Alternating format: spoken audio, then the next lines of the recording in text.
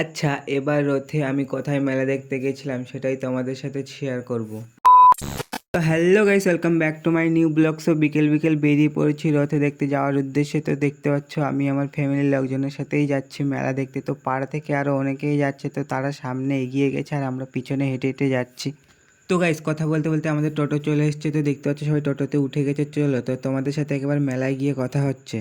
তো গাইস, ফাইনালে চলে এসেছি আমরা মেলায়। আর দেখতে পাচ্ছ মেলায় লোকজন তেমন নেই, ফাঁকা ফাঁকা। তার কারণটা হলো যে আমরা অনেক বেলায় এসেছি মেলা দেখতে, এখনও পর্যন্ত রথের গাড়ি বার করিনি, মাঠে নিয়ে আসিনি।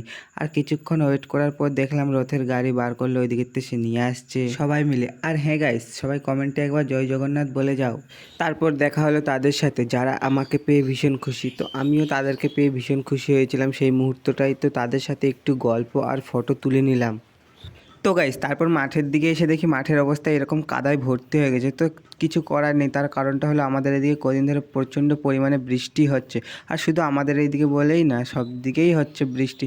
সো এত দূর যখন আসতে পেরেছি তখন কাদা দেখে কি বাড়ি ফিরে যাব? কখনোই না, কাদার মধ্যেও মেলা দেখে বাড়ি যাব। তো মেলার মধ্যে এসে দেখি ভাই এখানে দাঁড়িয়ে দাঁড়িয়ে পাঁপড় খাচ্ছে। তো আমি একটু ভাইয়ের কাছ থেকে পাঁপড় খেয়ে নিলাম। তো দেখতে পাচ্ছ ভাই আমাকে পাঁপড় খাইয়ে দিচ্ছে।